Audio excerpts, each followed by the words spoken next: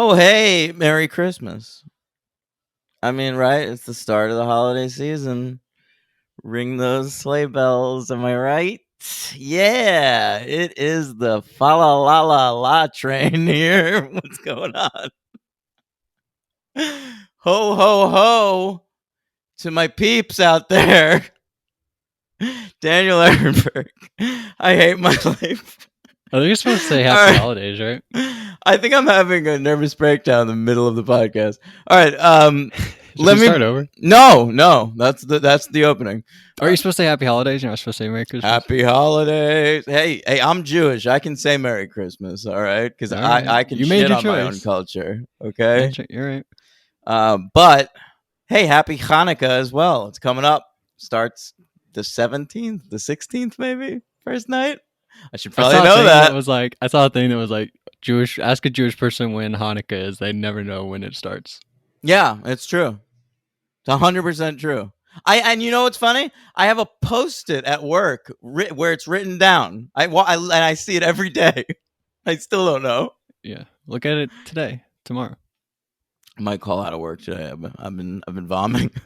Yeah. All right, gang. Hey, I'm a little sick, but I'm kind of always a little sick these days. So Yeah, so let's just get into it, right? I'm good to go, guys. Yeah. Don't even worry about it. Let's bring in Fa La La La Logan. The B. The B stands for. How are you doing? What's a Christmassy thing? I don't know. Box. Box. Yeah. Presents. That was so low. Presents come in those, man. It's pretty good. And then a dare. A dare. All right, guys, we're here to talk about Gremlins and Gremlins 2, a franchise that for some reason you never covered. Why is that, D-Train? I'll tell you why. It's because it always felt like something we should do around Christmas because it's Christmassy. But it's not that Christmassy. So I always thought of other more. The first one is very Christmassy. It's not that Christmassy. It's Christmassy. I don't know about that. I mean, the movie came out in June. I guess that's right. It was a summer release. So I don't know. I just never really think of these as Christmas movies. But I guess the first one is in the Christmas canon. So I figured, why Kill not? people with a snowplow. Yeah, for real. Well, I guess they don't kill them. Yeah, he survives as we find out. But I'll tell you, in my notes at one point I wrote kills them with snowplow, and then in the next movie they show up, and I had to scrap that whole thing. I was like, oh, I guess they don't die. I mean, you gotta think for like 6 years, everybody that saw this movie assumed they were dead. Yeah, 6 years passed. Yeah, they were missing the Buttermans. What are they called? The Futtermans. No, the Futtermans. Yeah, one of those was nominated for a Saturn Award, bro. So don't even worry about it. Yeah, the dad. He's great. He's in like all of Dante's movies. Yeah. Joe Dante uses the same 5 people in all of his movies. Yeah, and they're all these like old-timey actors that have done like voices for Looney Tunes and shit. They're just like random old people he likes and like insists on having them in his movies. The one girl I really like, she was in all of them. She's in these Gremlins movies. She's in Piranha. She, spoiler alert, dies early in Piranha. She dies early. Spoiler alert, in The Howling. She's my favorite. Is it Mrs. Deagle? No, not Mrs. Deagle. No, who is it then? She's like, in what, Gremlins? Yeah. She shows up, she talks to Mrs. Deagle. She's like, I have 2 young boys, and I please don't take our house, something like that. Oh, all right.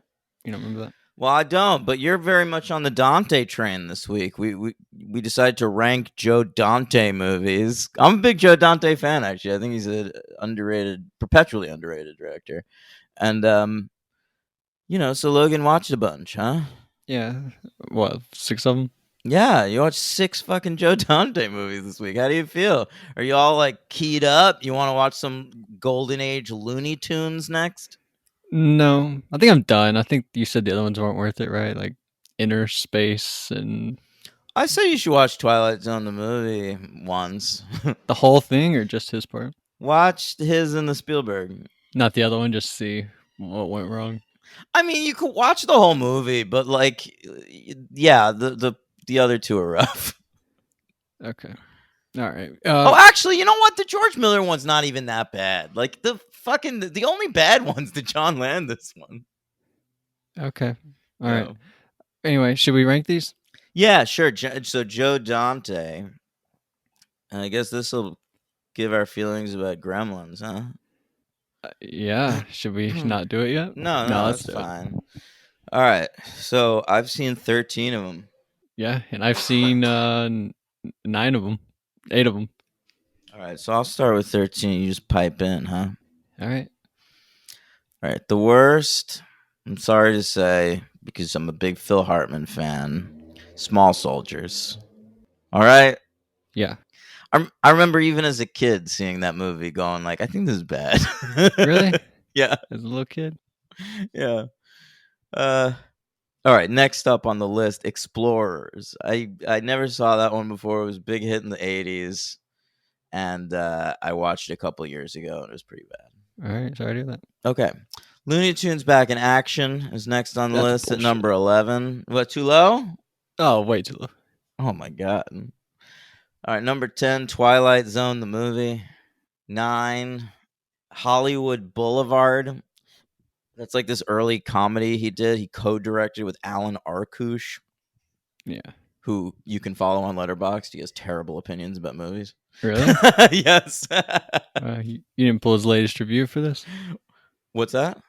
You didn't pull his latest review to read on the podcast? Oh my God, maybe I should have. You should have, yeah. Alan Arkush.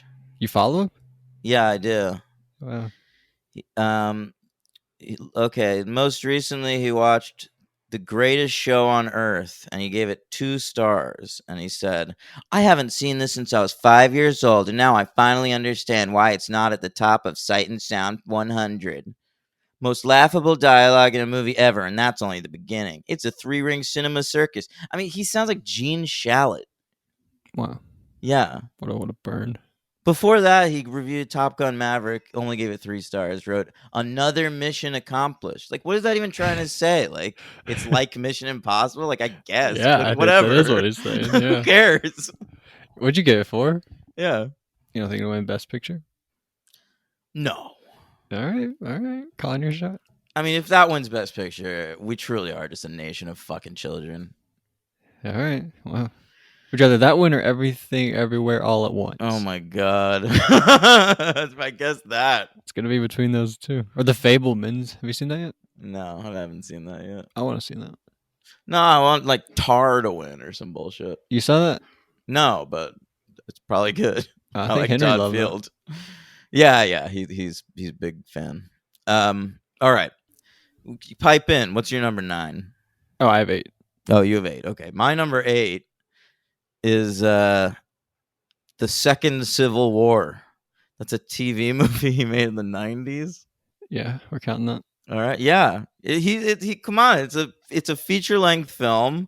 It's Okay, got real all right. actors in it. You don't Bo have to defend Bridges, yourself. Phil Hartman, Okay. James Earl Jones. Okay.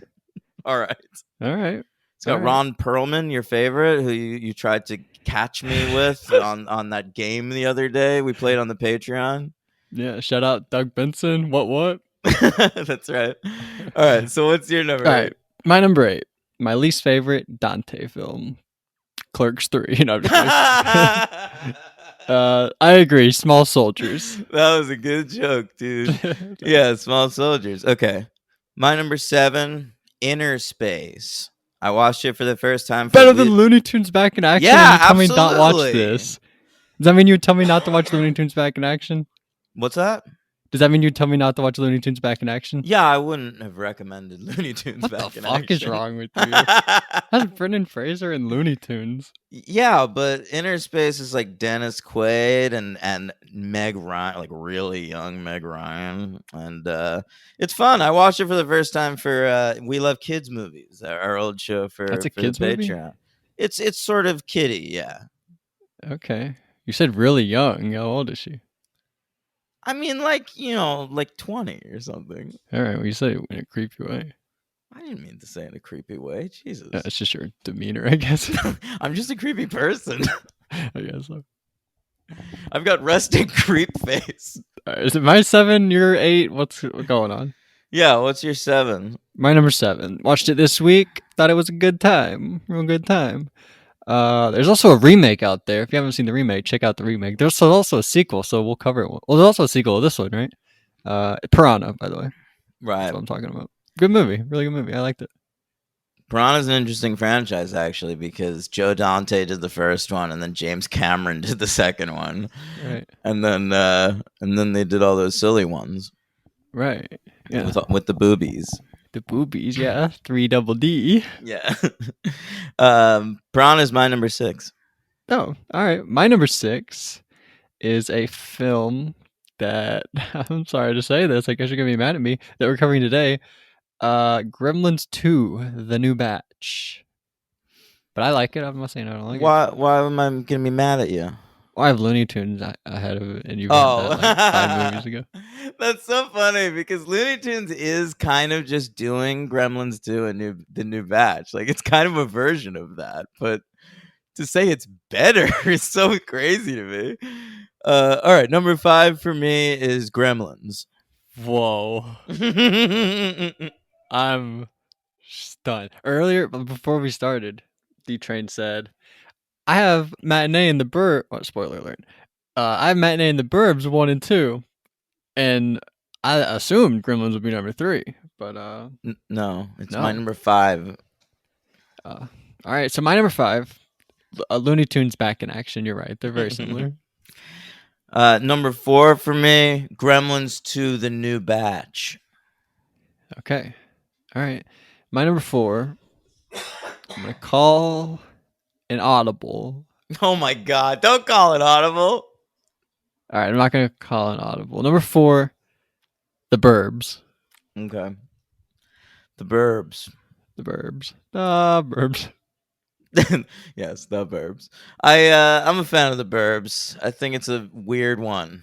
It's cool. It's a cool weird tone to that thing. Yeah, for sure. Yeah.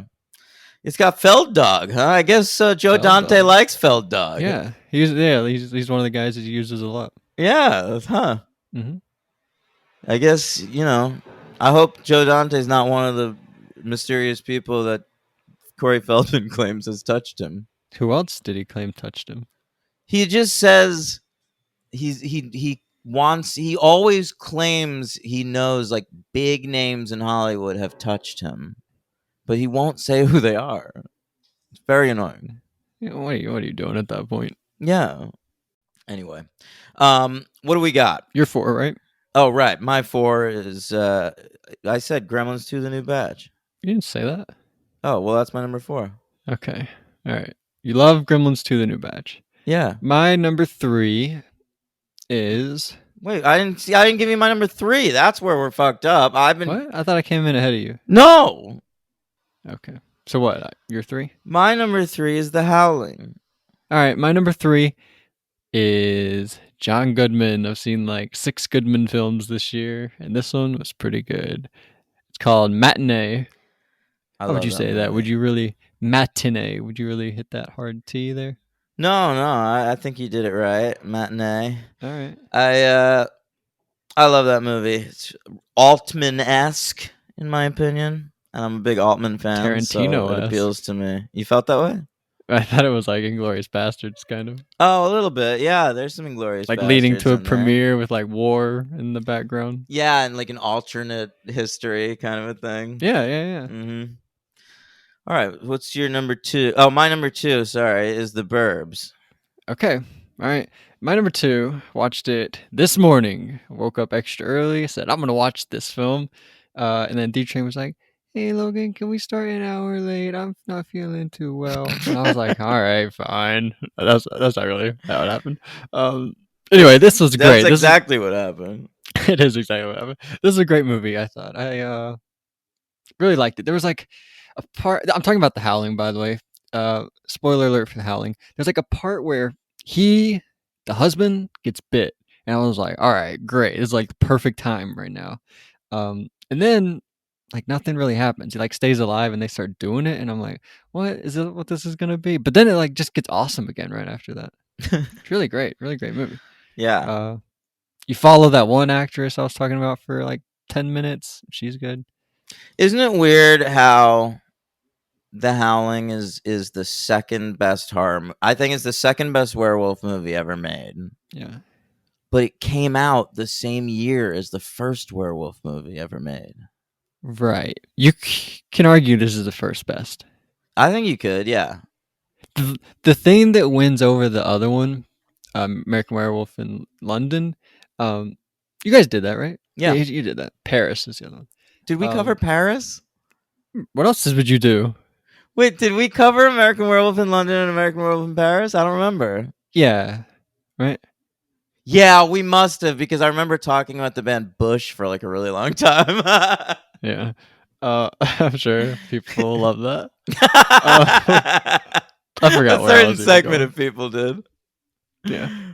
All right. What's your number one? My number. Hey, the whole time you were watching The Howling, did you think The Howling horror straight ahead? Yes, I was. Well, that's what happened. No, that's what happened. That's what I was thinking. Was they just started like doing it, and I was like, "Is this gonna be a love movie? This isn't Scream. Surely this has to be like horror-y, right?" But then it is.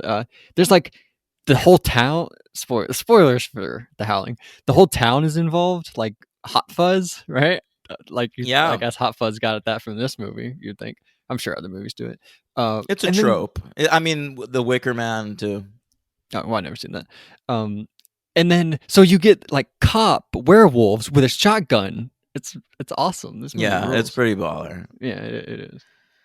There's like, we got to do The Howling because there's like 5 sequels to that, and I've never seen a single one of them. Yeah, somebody. Let me see. One of them's called like The Howling 6. Your sister's a werewolf.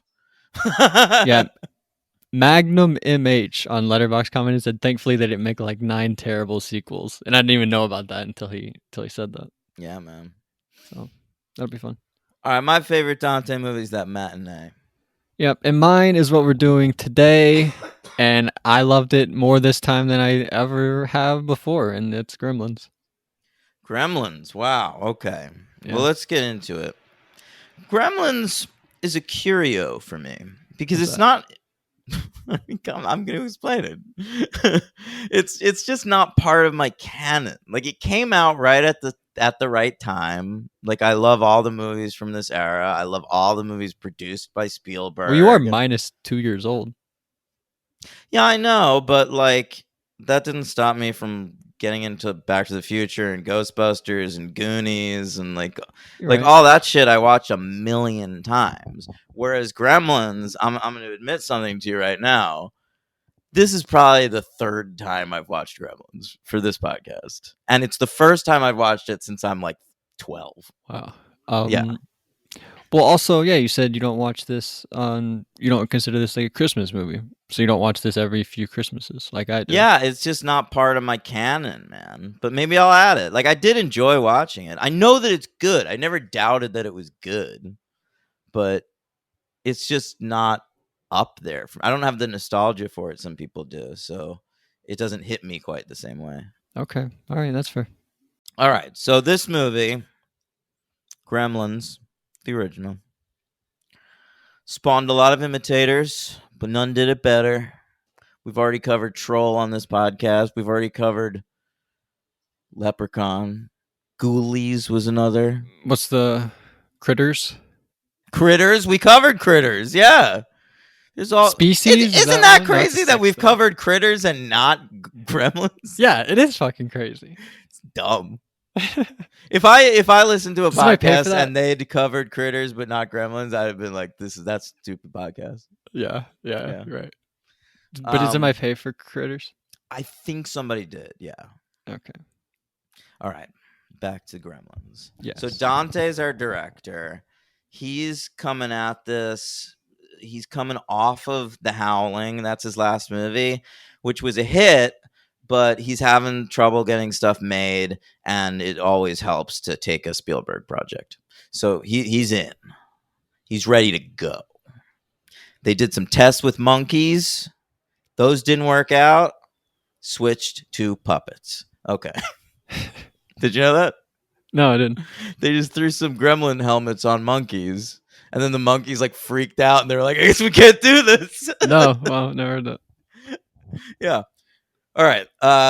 Wrote this fucking movie? Yeah. Captain 1492 himself, Chris Columbus. Yeah. I mean, the squarest dude in the world. That might be another reason I have a problem with this. But I mean, I don't have a problem with this. Well, Mandel. Oh, I do have a problem with Mandel. Yeah. Yeah. I mean, see, I don't know. Mandel's got a cartoony voice. I understand why Joe Dante likes him, but it's annoying. And I hate Howie Mandel so much. He's like one of my least favorite people in the world in real life. I just find him to be such a fucking prattling moron. What was he at first? A comedian? Yeah, he was a stand up. He was a stand up, and then he started doing voice work, and then he started getting live action roles, and it was just spread like a plague. And then he was hosting stuff. It was hard. Judging stuff. Judging stuff. Yeah.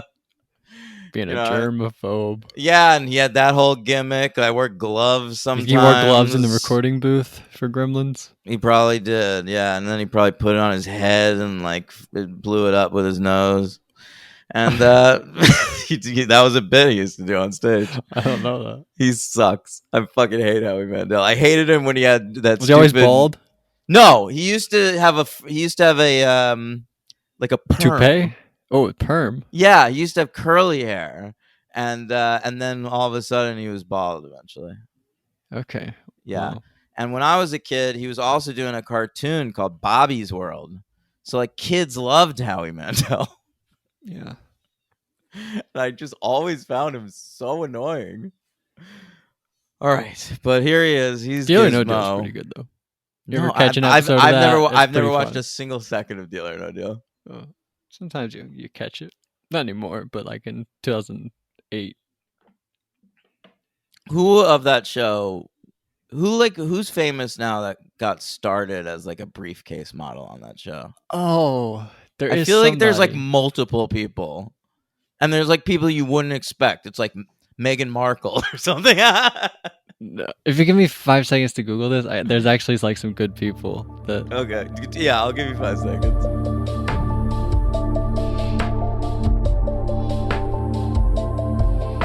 Holy shit, Meghan Markle. Is that one? Meghan Markle, Chrissy I was Teigen. right about that. Yeah. I thought I was making a joke. Claudia Jordan, that's a famous person, I think. I've seen her. I think she was on The Apprentice. All right, so I think Meghan Markle and Chrissy Teigen are like the big ones, maybe. Tegan got started. There's somebody there too? else, right? Yeah, this says this. Interesting. The Teagster, the star of Between Two Ferns, the movie. Sure. I don't remember that. She's a prominent role in Between Two Ferns, the movie. I don't remember that. All right. June 8th, 1984. That's when this came out, my friend. Can I tell you something about that day? Tell me. The exact same day Ghostbusters came out.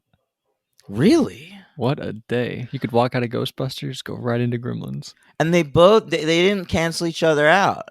They succeeded alongside each other. Yeah. That's interesting. If there was Twitter, I'm sure the stands would have come at each other. But back then, they just loved what they loved. Everyone loved everything. Yeah, you're totally right. Who would be the DC and who would be the Marvel in that argument? Like, who would be the Zack Snyder fanboys of Ghostbusters versus Gremlins? Definitely Ghostbusters. It's got to be Ghostbusters. Yeah. Yeah, for sure. Yeah, those guys are like incels. All right. So this movie cost $11 million. They had that Spielberg money, and made $212.9 million at the box office. It's a big ass hit, son. It came in at number 4 at the box office for the year. Wow. I wrote down the top 10. Do you think you can maybe fill in? Yeah, well, I told you Ghostbusters was the same exact day, so that's got to be there. Number 2. That's number 2. All right. Was Terminator this year? What year's Terminator? I think it was, but it's not in the top 10. What the fuck? Really? Yeah, that wasn't like a big mainstream hit till the second one. Yeah, 1984. Footloose. Yeah, man. Footloose, number 7. Friday the 13th movie. No, stop it. What? That's maybe a lot of money, right? Nah, not top 10 money. I don't know. Here's the list. Number 10, you got Splash. That's Tom Indiana Hanks. Jones? All right, yeah. 2? Indiana Jones 2 is number 3. Okay. All right. Now, number 10, Splash. That's Tom Hanks. He's betting Splashing a around. mermaid. Oh. Are you familiar with that? I haven't seen it, no. Daryl Hannah, the great Daryl Hannah, who played the one-eyed lady in Kill Bill. You recall? The second one. No, the first one. The second You know, one. both of them. No, only one of them, right? Both of them, but more prominently in the second one. That's when she dies.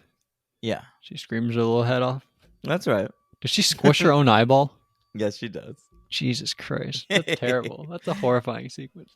Great sequence. She's also in Blade Runner, right? She's one of those ladies. Yeah, I think that's right. Yeah, what a boring movie. I agree. Fucking hell. Sorry, All right, number Henry. 9, Star Trek 3, the Wrath of Spock. Khan. No, it's actually the Search for Spock. Yeah, okay. Number 8, Romancing the Stone. Ooh. No, Alan, that wasn't your cue. Alan, I'll call you if I need you. Sorry about that.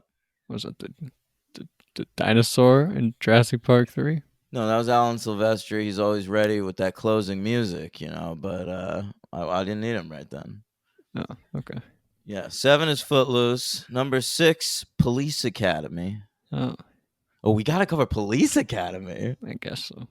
What do you mean? I guess so. But it seems exhausting, kind of. No, those There's movies like 5 of them. There's 7. Oh. They are a delight. They go all the way into the 90s. Mission to Moscow, featuring the first on-screen appearance you've ever seen of Mina Suvari. And we're loving all 7. Okay. Okay. Maybe 2024. Maybe 2023. Maybe. Number 5, The Karate Kid. Yeah. Yep. Number 3. Oh, no. Number 4 was Gremlins, right? And then 3, Indiana. 2, Ghostbusters. 1, Beverly Hills Cop. Oh, yeah. Never saw it. You still not seen Beverly Hills Cop? Never seen that. Never seen Karate Kid. Never seen Police. Was it Police Academy? Never seen a lot of those movies. You should catch up on some of the movies that we've covered on the show that you've never seen before. Really? Yeah. What's the point? I mean, some of the classic ones. Well, because we're going to keep covering future installments. That's the point. Are they still going to make more Beverly Hills Cop and Karate Yes, they are. A Beverly Hills Cop movie's in development right now, bitch. Kid? All right. Well, I'll do it when they do it. I did Clerks. I did Fletch, You did. You have been good about that. Yeah. All right. Logan. Yes. This movie was nominated for a host of awards, but unfortunately they were all Saturn awards. Saturn is between Uranus and Neptune. Saturn, whoa, sci-fi blessed films. I would have thought this would have gotten some visual effects nomination or something. Yeah, something, surely. How come there's Not no even the Spielberg pull. Couldn't get Yeah, in. right. What a loser. Maybe he should have gotten a special Oscar for puppeteering. Yeah, exactly. He was too busy trying to defend Indiana Jones and the Temple of Doom that year. Do people hate it then? Yeah, it got some backlash at the time. What'd you guys think? You hated the third one, didn't you? Yeah, I don't like the third one. I think the second one's pretty fun. It's darker. I get why people didn't like it. And the female lead's not as good. But Of which one? The second one? yeah, I wonder what about the fourth one. You don't like the fourth one? no, it's horrible. Okay. Yeah, but you watch I think you watch the third and the fourth one. It makes the second one look like fucking Raiders. Okay, all right. All right. Saturday, you ready for these awards? Oh, baby, I'm ready. Horror movie, best horror movie of the year. What do you think happened? This won. Beat the Terminator. I don't remember what was nominated. Okay, I think that would win. There are lots Corey- of ghosts in Ghostbusters. It's true. Corey Feldman. I think maybe that was fantasy. Corey Feldman was nominated for Best Young Actor of the Year, as I'm sure he was many times. Yeah. And he lost to the kid Noah Hathaway, who's like the main kid from the Never-Ending Story. Yeah. Never saw that either. That sucks, but we'll have to cover it eventually. Isn't there one similar to that? What? There's like an old movie that's like that, but it's not that. You know what I'm talking about? I mean, there's a million movies like that.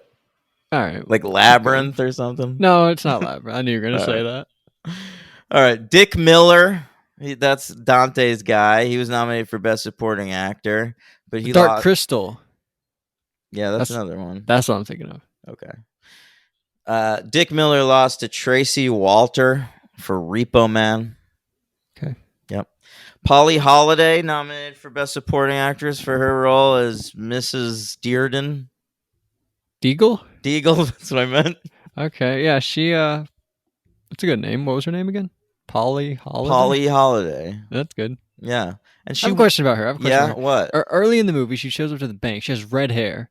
Then when she's at home, she's like an old lady with white hair. Did she have a wig on, or did they like not have the lady at the time? What was going on She there? had a wig on to go to the bank. Are you crazy? Yeah, she just doesn't wear a wig at home.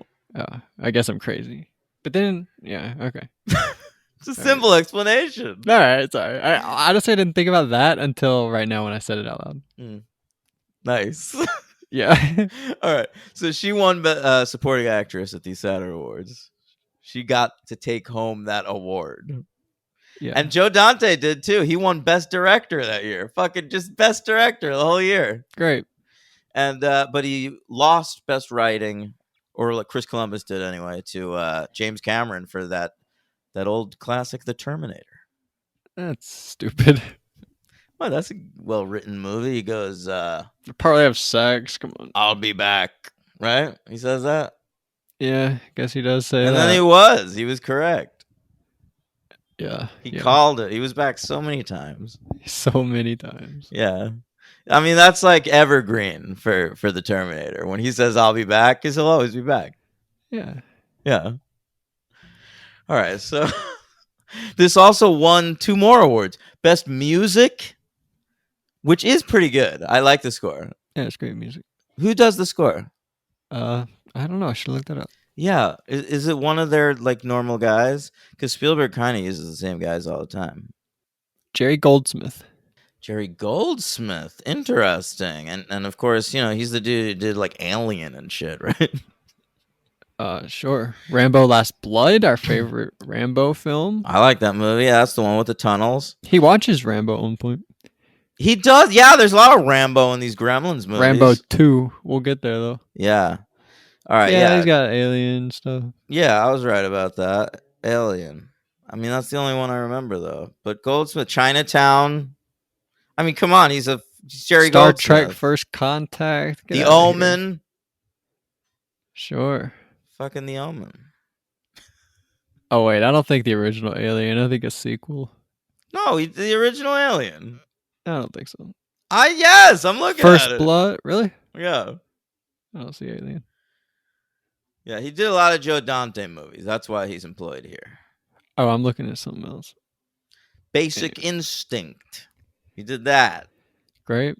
All right. What about The Ghost in the Darkness? LA Confidential. Air Force One. Hey, this is the man who scored Deep Rising, ladies and gentlemen. All right. Need I say more? No. No, I more. don't. Exactly. Exactly. What do you mean don't say more? What a jerk. You asked me. Yeah. All right. So this also won Best Visual Effects, and it lost Best Makeup to the Terminator. Okay. Okay. So it opens very sort of film noir-y, and interesting that Jerry Goldsmith did the music for Chinatown, right? Because we're starting right back there in Chinatown. Yeah. Yeah. And there's some weird narration by the dad. Now, that always bothered me in these movies. It just always seemed to me that the dad should be a more important character in this movie because he narrates the very beginning. Yeah, that bothers you. Yeah, but he just like goes away. Like as soon as the gremlin is introduced He's to back his, at the end. I mean, I guess he floats around, but I feel like he should be important. He's set up so creatively at the beginning. He's this inventor who goes around selling shit to little shops in Chinatown. Did he And then go it's there just to like get something for his son, or did he go to pitch his toy? both. Both. Yeah. Yeah, I think he's trying to kill two birds with one stone there, man. that makes sense. hmm That's an old Chinese proverb. Really? No, I don't know. Yeah.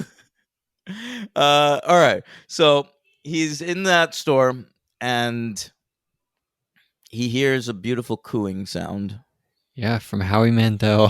from Howie Mandel.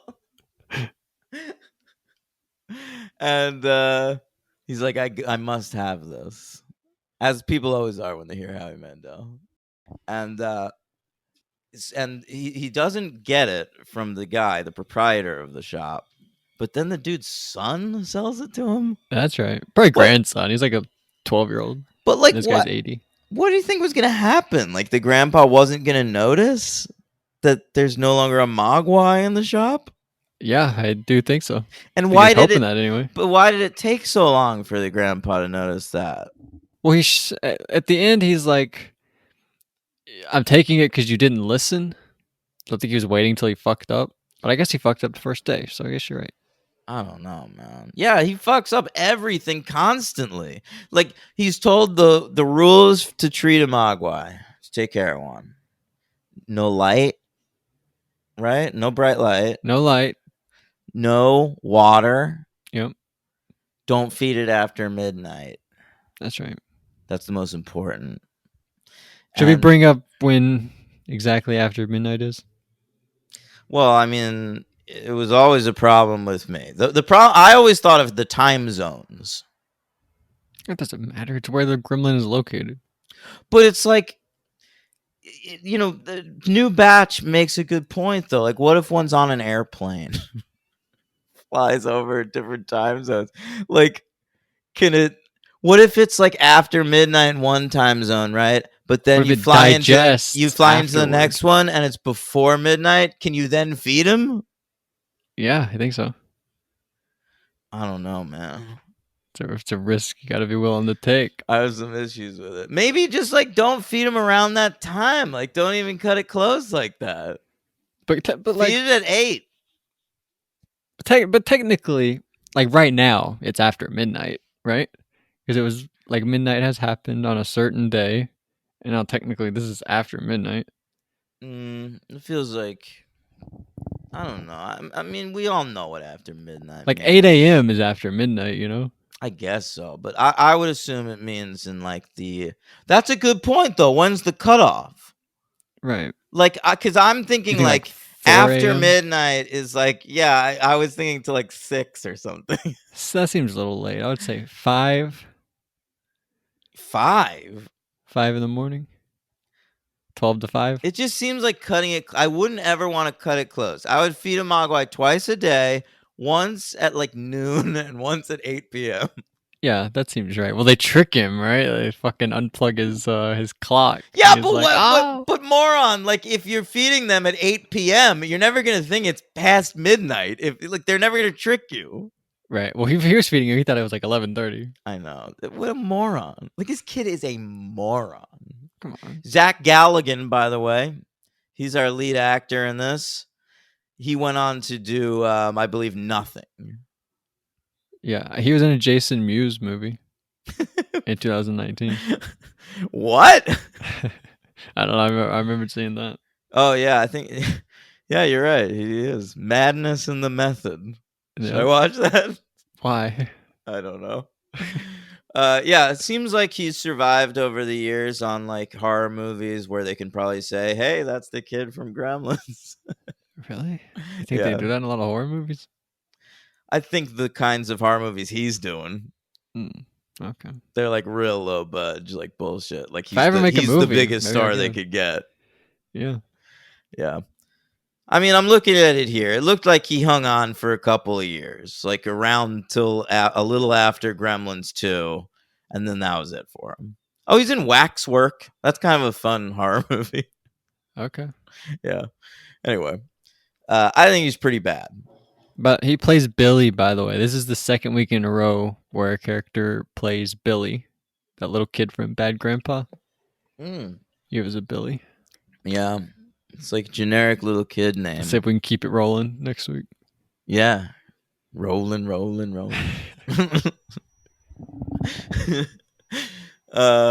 Yeah, but they fuck it up constantly, these rules. Like the second he introduces the Mogwai to the kid, he's got the lights on too bright.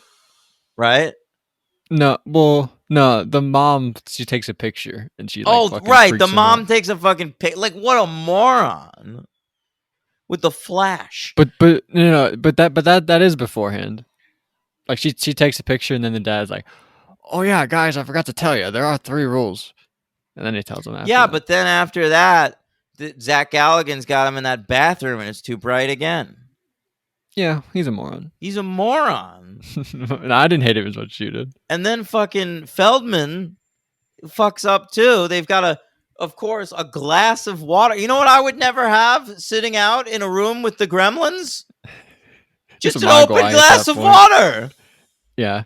What's their relationship, by the way? I think Galligan's probably one of the guys that did with Feldman. Because Galligan is like supposed to be a 17-year-old, right? And Feldman is like 11. Galligan, though, is like he's 13, one of these guys 12? Like the kid from The Room, where it's like he could be anywhere between 12 and 30. I like can't explain. I don't think that's true. I think he's supposed to be. He's not supposed to be 17. He works at a bank. What does that mean? What 17-year-old has a job as a bank teller? Oh, he's out of high school? I guess they don't mention high school. Why did I think? Yeah. They say he's gone to college and flunked out. Oh, wow. Yeah, and now he's back in town working as a bank teller. So he's like 20, 21, 22? One of his bosses is Judge Reinhold. That's right. Who was having what a hell of a year in 1984. Really? Between this and Beverly Hills Cop. Okay. Let me get out of town. Judge Reinhold, he was on top of the world. Yeah. Did they only get him because of the world had Fast made Times? its judgment on Judge Reinhold, and it was, you're good to go. Yeah, we loved him. Mm-hmm. So, what's next? The kid. Oh, so Feldman drops water on the thing. Yeah, he did. So it's Gizmo at first, just like a cute little fella, right? Mogwai. But that's the name, Gizmo. Right, but I'm telling you, he's a little Mogwai at first. Cute, harmless little guy. Yeah, and he's cute. Adorable. And he was supposed to turn into an evil He was supposed to turn into Stripe, like the evil Mogwai. But Steven Spielberg vetoed that part of Chris Columbus's script and was like, no, people are going to fucking love Gizmo. You got to keep him in it the whole movie. Yeah, great call, Steve. I think it's an annoying call. What, you think he should have been evil? Yeah, I think Gizmo should have turned into Stripe. That would have been fascinating, and they could have made movie after movie of that. What do you mean? He keeps turning into Stripe? Yeah, sort of like a Jekyll and Hyde little creature. Like when he's not looking, he's Stripe. Yeah. All right. I think it could have been cool, man. It would have been good for the franchise, but I guess Spielberg only saw those dollar signs in merchandising because he had just made fucking E.T. Yeah. Right. Yeah. Which gets a shout out in this movie. Yes, I was wondering which one that was in. Oh, which one are you talking about? Which shout out are you talking about? Well, there's one where there's just like a stuffed animal of an ET. Oh, I was gonna give you another little Easter egg. At one point, they drive by a multiplex in the first Gremlins, and one of the movies playing there is Watch the Skies, which was the original movie that Spielberg was working on that sort of evolved into E.T. Okay. I didn't know that. Yeah. And it was sort of like a movie about about aliens terrorizing a family in a barn. That's what ET was supposed to be. And then this movie kind of is about that too. They're terrorizing some people in a barn as well. I guess so. Yeah, aren't they in a barn? Not really. All right, fuck off. I mean, they like come out of one in a snowplow at one point, but they don't terrorize anybody inside of it. I mean, that's still pretty terrorizing. Keep going. All right. All right. I don't know. What do you talk to me? Help me out here. All right. The mom. Do you like the mom? Yeah, I didn't remember her being so physically capable. Oh yeah, she's fucking murdering gremlins in this Yeah, movie. man, I couldn't believe it. Like, she really goes to town on those gremlins. Listen to this. All right. She's in 4 of like the 10 most iconic 80s movies of all time, okay? I didn't know this obviously until I was looking at her, but this Back to the Yeah. Future, she's the Who's grandma. she playing Back to the She's the one when he goes to visit his mom when she's hitting on him. He's her mom. Wait, he goes to visit. Oh, okay. When like the uncle's in the Man, cage. so she with the just like baby. has small roles in all these iconic movies. She's in Footloose. I don't know what she did in Footloose, but she's in that movie. I bet she dances or says, "I don't like dancing." Right, one of the two. I would Yeah. guess the second one. I would guess she's a parent. You're probably right. Yeah. And then Stand By Me. I guess she's a parent in that one also. See the corpse? No, she's not. And save the best for last. She is Dewey and Tatum Riley's mother. Holy shit! I in can picture it. Scream. I can immediately picture it. Crazy, right? Do you think she was cast? I mean, I don't know. That's a stretch. Like, it's probably not a reference to this, but like, They love Dante. They reference The Howling. yeah, that's true. I don't know, man. That's interesting. Like, she's an interesting face to put in that movie. Yeah. She goes, "Phone's for you, hun."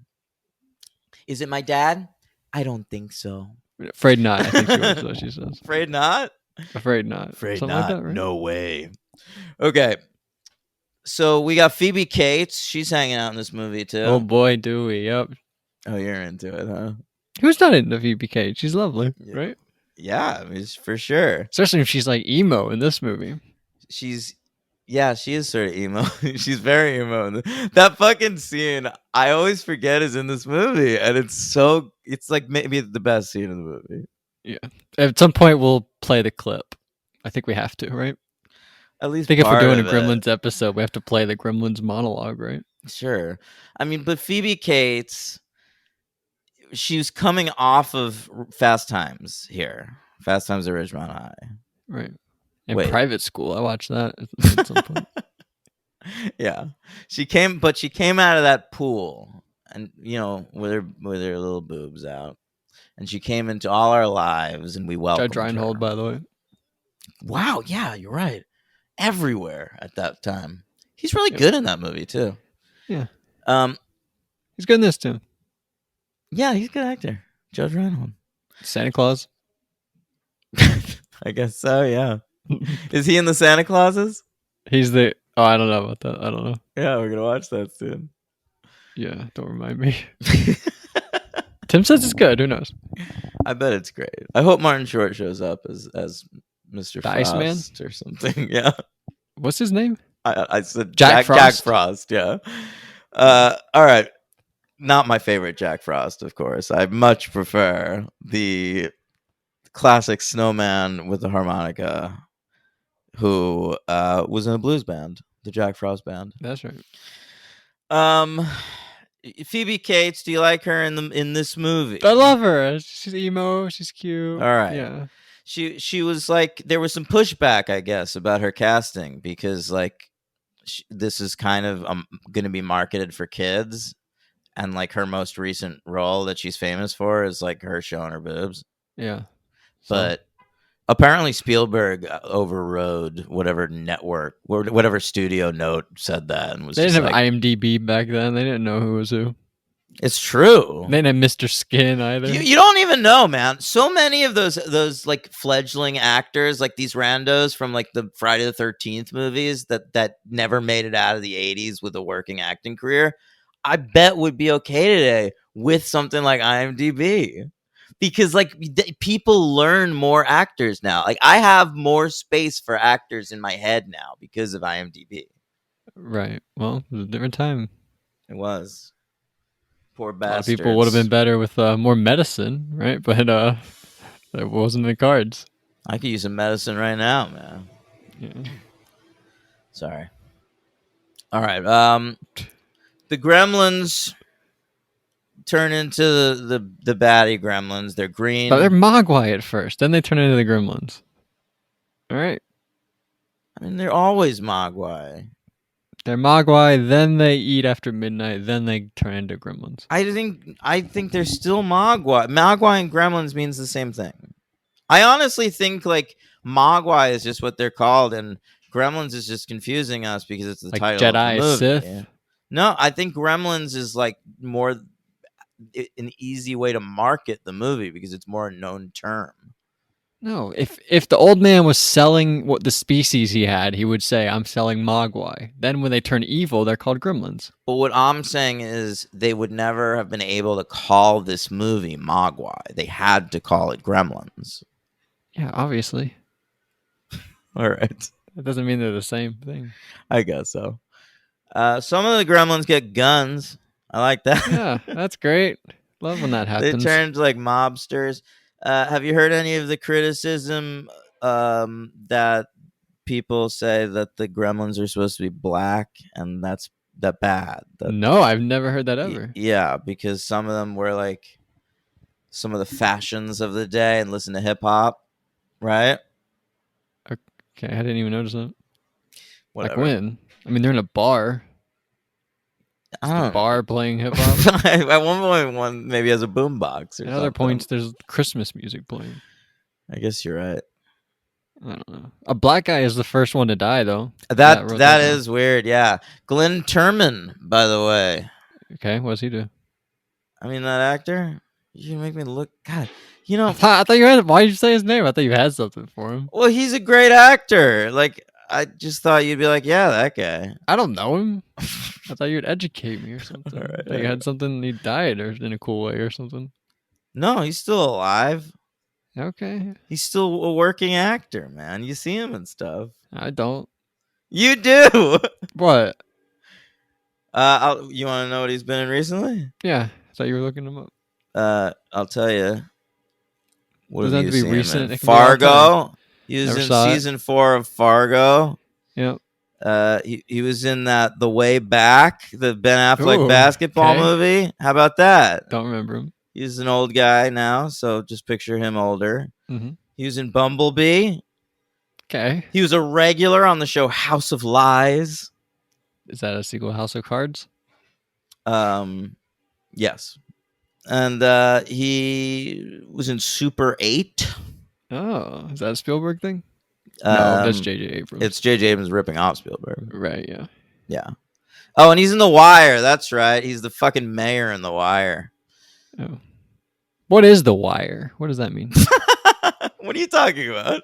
Well, like, why is it called The Wire? Are they, like, spying on each other all the time? Yeah, it's wire. It's supposed to be like wiretapping, Ooh, all right. like police wiretapping drug dealers. Okay, all right, like that. Mm-hmm. And also just The Wire, you know, like the connections we make. Yeah. Yeah. Right? Like that's part of it too, bro. Yeah, that whole theme. Yeah, bro. What else happened? All right. So that guy, he's the first one that dies, and he's like the only black character in the movie. That's right. It's not great. And he's really the only one that dies. Because it turns Yeah, out that's not true. those other people are alive. Doesn't the old lady die? The one that goes out the window off this Miss Deagle. I'm not sure. I mean, we never hear confirmation she lives. I know, but Joe Dante shoots everything else in such a cartoony way that like you can believe they'd survive. Whereas like the Glenn Turman scene is shot like a horror movie. Sorry, do you hear that? Yeah. But Gremlins 2 is so like sometimes choppily written. I feel like they would say like, how's Miss Deagle since she returned from the hospital, right? Wouldn't that be a line in the movie? Yeah, I guess. Or I guess it would have been, how was her funeral? I guess they would have done it the other way also. Could have gone Maybe they either forgot. way. Yeah. Logan, I need you to help me out this week. I'm struggling. All right. But one takes off a trench coat and like exposes himself to Phoebe Cates at one point. Does that happen? Yeah, that happens. But then in the second movie, it happens again. They like do the same thing. It's a good move, man. But also, they're always naked, so I don't know. I don't really yeah. know So what why it do they?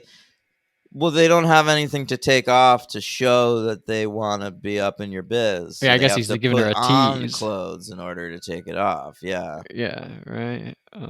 That's good. Snow White and the Seven Dwarfs. Should I watch that? I mean, you've never seen Snow White and the Seven Dwarfs? Not like officially. Like I know what it is. Yeah, you should probably watch that. It's that's a great movie. Yeah, I like the whole shout out to that Maleficent, and right? this. It's a whole. They all are in that theater watching it together, right? Yeah, it's funny. It's pretty and then, horrific. And then in the next movie, they like pause the movie because they want to watch Snow White and the Seven Dwarfs again. Well, that wasn't in the cut I watched. What? Did you watch the John Wayne cut? No. You didn't? Okay. Hulk Hogan. Oh, then it was in the cut I watched. Because They're- I watched the Hulk Hogan cut. They paused too. the movie and there's like a line where like they paused the movie and they only want to watch Snow White. Oh, that's funny. I didn't catch that. Yeah. I might have at the time. You know, it's been a day. Yeah. How time flies. Yeah. All right. I've done a lot of vomiting. So So the Gremlins, they look great. It's a charming movie, right? yeah, I agree. Guy and a girl kiss, right? That's always nice. Doesn't have to be a guy and a girl. It could be a guy and a guy. It could be a girl and a girl. I don't fucking care. I mean, they don't have much chemistry. Like, you believe that he's into her, but I don't know that I believe she's into him. Yeah, he has curly hair. Girls like that, right? Yeah, Howie Mandel proved that. Yeah, I forgot about that. All right. Well, I guess D-Train fell asleep. I'm not. I'm here. I'm sorry, man. Yeah, they go to that mall. They like skateboard. They bow and arrow. They That's pickaxe. right. Yeah, they do keep lots of naming stuff. shit like that. That's all good stuff. There's Mall. I like any mall scene in an '80s movie. Yeah? Commando. Is Yeah? my favorite. Yeah. They have a chainsaw. They go to the green room and they like have like water. Yeah. I prefer this movie to the movie Green Room. Really? Yeah. That was on my list, and I took it off my list. I was like, I don't want to watch this. Some people really like it. Yeah, you don't? Nah. I mean, if it's really novel for you to see Patrick Stewart as a Nazi, like, then by all means. But I was good. All right. Well, what happens? The old dude shows up. He takes Gizmo back. They say goodbye. The movie ends. Yeah, he does take Gizmo back, but he implies that he might give it back to the kid eventually, because I think he senses the bond between Billy and Gizmo. Yeah, he knew one day when he was a little bit more mature, he'd be able to do it. Yeah. He did love him. Except he's fucking wrong, because one day when he is more mature, he fucks up again. Really? Yeah, Gremlins 2 the new batch. He Is that his fucking fault? leaves. Yeah, he leaves Gizmo alone in his office. Because he has to go to dinner with that Fucking lady. moron. He has, yeah. Well, Why don't you use it to get the lady? Gizmo's a panty dropper. yeah, he's like a Tiger King. What? Like how those guys use tigers to Oh, get yeah. all those women. Well, he wasn't getting women. He was getting those sweet, sweet men. But that other guy was the one who had the nanny. He was like, I want a nanny, but she's got to be sexy. You don't remember? Like, No, his name was I like kind of do remember that. Rob yeah. Lowe or something. Not Rob Lowe. It was like Chris Lowe, something like that. Oh yeah. No, I know what you mean. Anyway, I give it. Honestly, I came in here thinking like maybe go 5, but you seemed like way not into it. Might go 4. No, I'm into it, man. I'm just like under the weather. I'm sorry if I'm messing up anybody's holidays with this low energy performance, but I think I've always felt that this movie's a 4. I think it's not a 5. Like you look Why at not though? What's wrong with it? Are you gonna say There's- the guy? Because I think what he has to do mainly is sell to us that the Gremlins are real, and I think he does that. there's just not that extra thing. Like you look at something like Back to the Future, which Spielberg produced a year after this, and the script just is better. Like We're comparing every script to Back to the Future. You but can't. that's a 5. That's what a 5 is. But that's like one of the 5s of all 5s. Gremlins doesn't have an extra thing to make it a 5. Like it's fun. It has the Gremlins. It's a good time. It's good throughout, but the cast isn't that good. It has none the of mom from Scream. none of the actors are very good. This could have used a Michael J. Fox. Yeah. Well, everything could use Michael J. Fox, right? Yeah, but like This think is about that. But what if this had Anthony Michael Hall? It would have been a better movie. Really? Yeah. See Thomas Howell. Anybody. Wait, who was Anthony Michael Hall from The Breakfast Club? Yeah, the nerd, the Yeah, brain. he actually would have been. He actually would have been really good. But you don't buy he would have flunked out of college. Sure you do. Because the idea was that he was smart, like he got into college. He just like fucked up. But when you need like a whole backstory as to why he fucked up.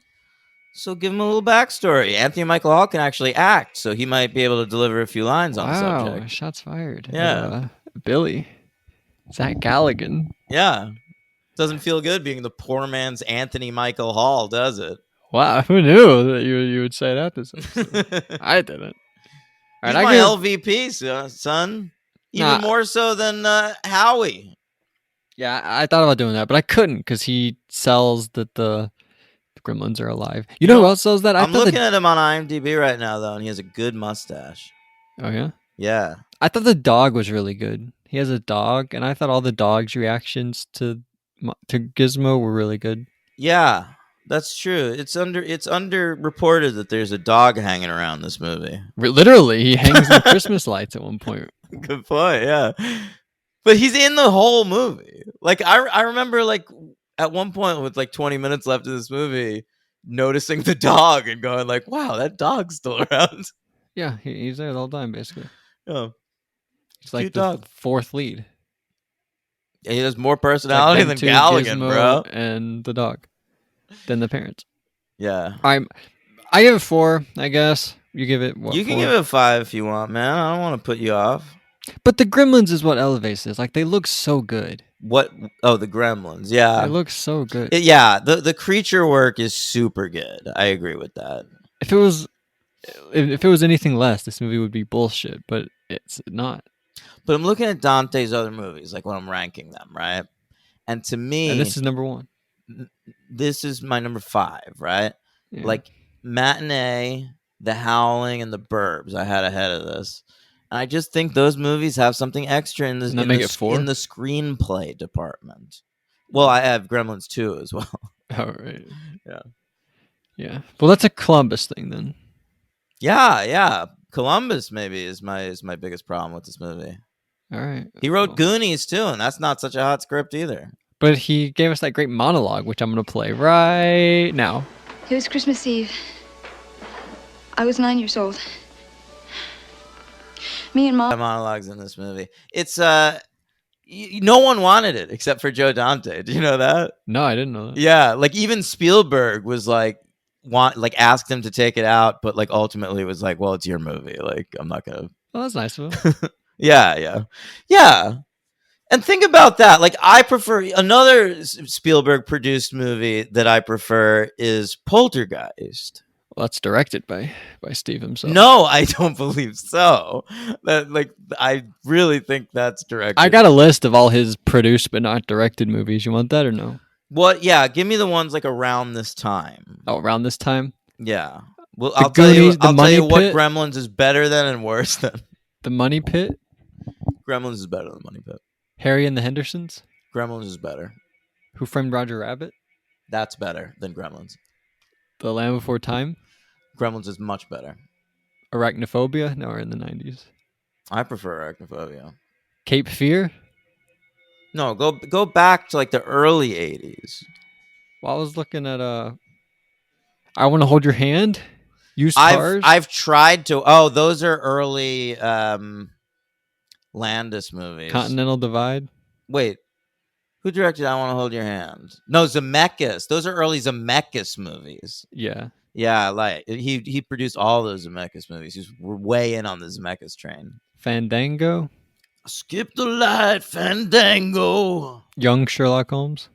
Oh yeah, that's another one. An American Tail, the animated movies. Yeah, that's good. Gremlins is better than all those though. So yeah, he was on a roll. He was making hit after hit after hit. This was just another one. To me, it's not in the upper tier, but it's for sure a classic. Okay. He also did Men in Black, Deep Impact, Shrek, Transformers, Yeah, True Grit. some of those Lovely are Bones. just a part of him. Just like he gets production credits on most DreamWorks shit. First But- Man. First Man, you produced that. First Man. Yep. That was a good movie. Twister. Yeah, that was a big one. I think he worked hard on Twister, actually. Balto, covered on We Love Kids movies. That's right. All right, come on, let's move on. Who's your MVP? My MVP. Can I say the Gremlins? Because they are the MVP. Yeah, you can. I think you can give like Gizmo your MVP. I don't want to though. I want to give the Gremlins my MVP. Oh, you want to give the bad Stripe? Just all of them. Just all the Gremlins. Yeah, but I would say of all the Gremlins, the most valuable Gremlins probably Stripe.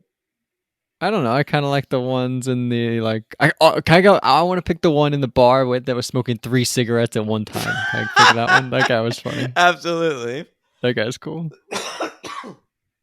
Great. My choice. LVP is Howie Mandel. Just because it is, you can't stop thinking about it.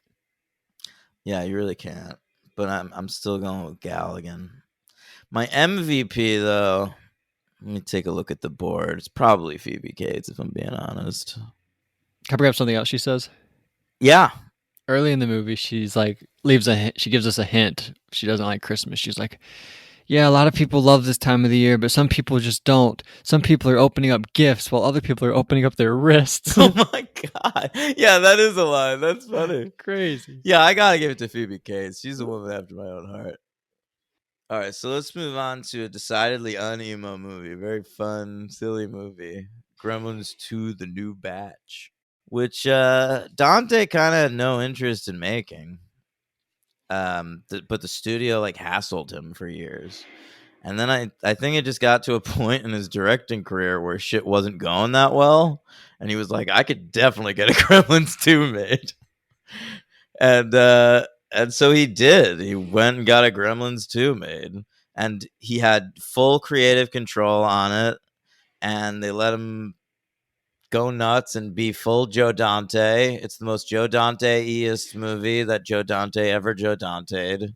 I don't know about that. I do. I would say Looney Tunes is the most. No, stop it. This is Yeah. so much more. Only because it's so clear that's what he wanted to do. Like even in this movie, we talked about it, how it opens with the Looney Tunes thing. But if you watch Looney Tunes back in action, you can see that he's like kowtowing to corporate execs in a lot of areas. Okay. It's not the Looney But they Tunes even movie. do that though. Like with Acme, they even like sort of make jokes about that though. I know, but That's Steve Martin, by the way. Remember that? I've read that he had a horrible time on that movie. So Oh, that sucks. this, I think, is like the purest display of what he brings to the table individually as a director. Yeah. Okay. So he's back to direct, and our new writer is Charlie Haas. Unfortunately, he did not bring Shelton Benjamin to be his co-writer. Oh my goodness. Is Charlie Haas a wrestler? yes, I don't remember that. they used to tag team. No. Charlie Haas is a great writer. I'm a big fan of him. He wrote Matinee. Yeah, he did write Matinee, but he got to start writing Over the Edge, which is a fucking baller movie that I've thought about recommending to you, and I probably should have. It's on my list. I put it on my list because Yeah. you liked it. It's an incredible film. One of the best coming of age movies ever. And then he follows that up a couple years later with a little movie called Tex. Wait, by the way, I wanted to bring up Chris Columbus. His first movie he made was that one where like Patricia Arquette is like dating some bad boy or something. You like that movie, right? Wait, whose first movie? Chris Columbus, his first Oh, writing credit. Reckless. Yeah, it's Right? Daryl Hannah. It's not. Oh, Patricia I'm Arquette. sorry. I'm sorry. Yeah, But you like that, right? yeah, I love that movie. So you don't hate all Chris Columbus written stuff. But here's the thing: Chris Columbus has disowned that movie. He says they butchered his script, and I'm thinking it's a cool movie. They made Oh, right. his That's script your good. review, right? Yeah, that's my Okay. whole opinion on that movie. Right. Yeah. Okay.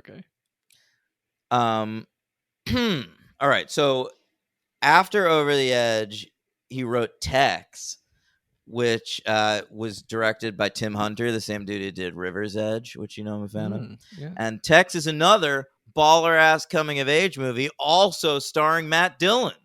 Okay. All right. All right. And it's based on an S.E. Hinton novel that was very popular at the time. That was also the same case with The Outsiders and Rumblefish. Yeah.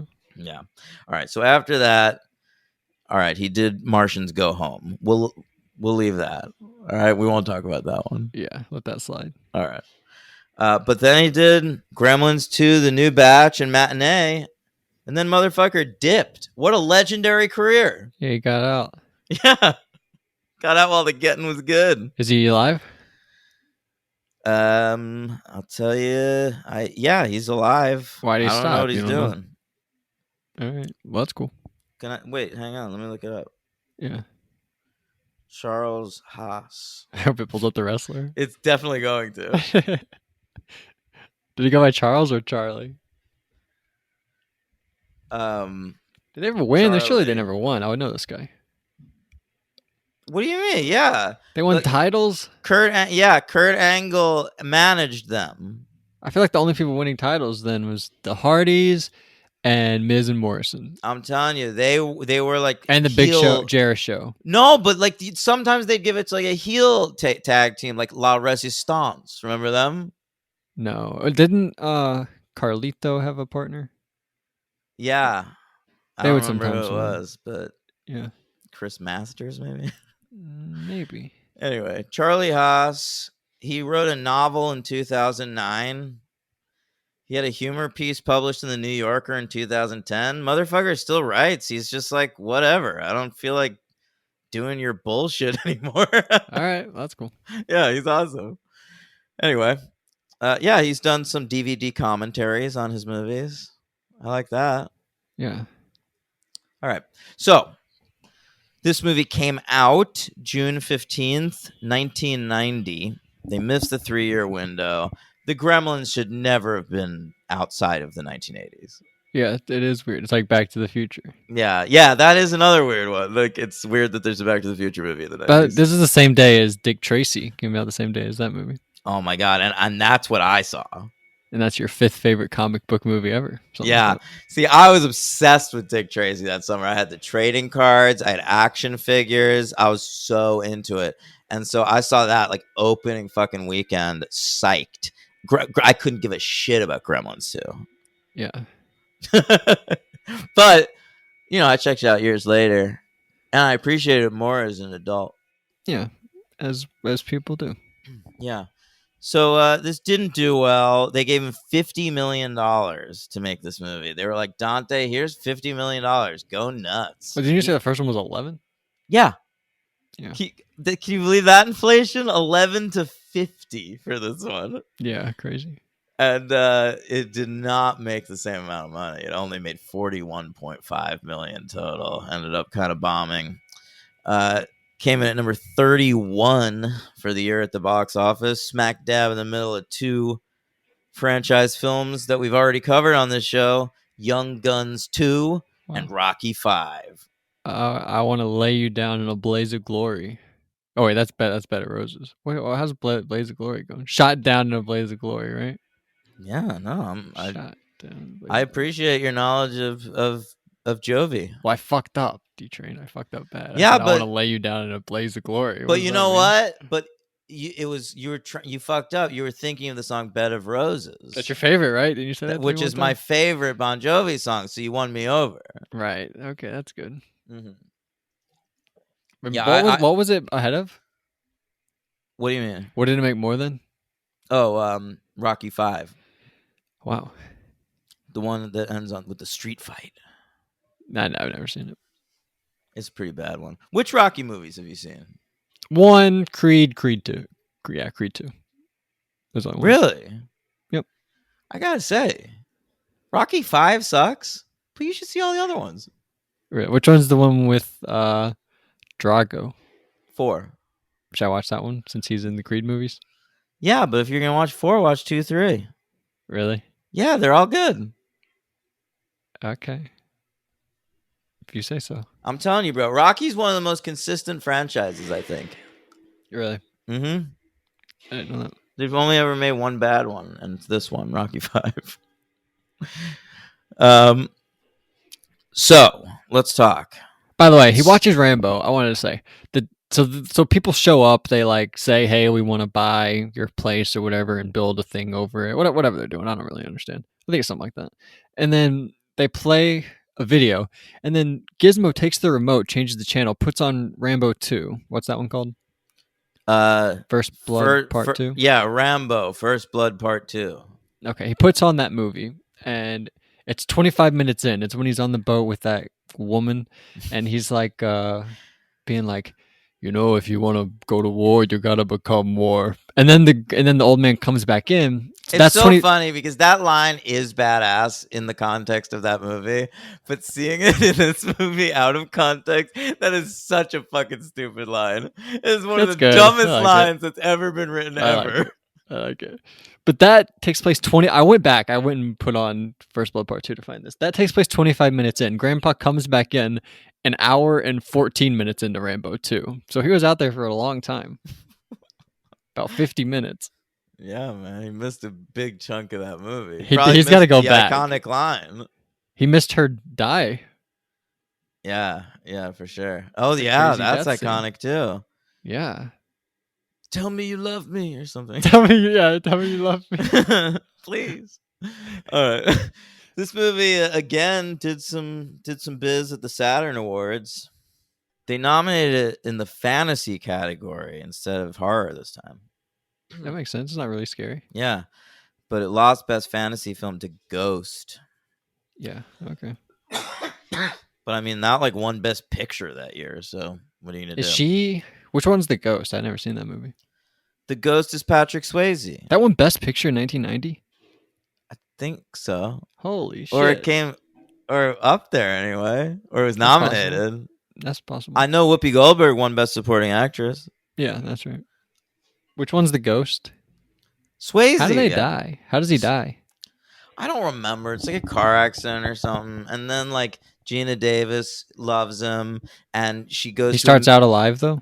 Yeah. Okay. Yeah, you meet him, and it's like Swayze and Davis. They're like the perfect couple. God damn it, I want to see them live the rest of their goddamn lives together. Kind of like Beetlejuice? Yeah, it's just like that. But instead of both of them dying, just one of them dies. And now he's a ghost, and fucking...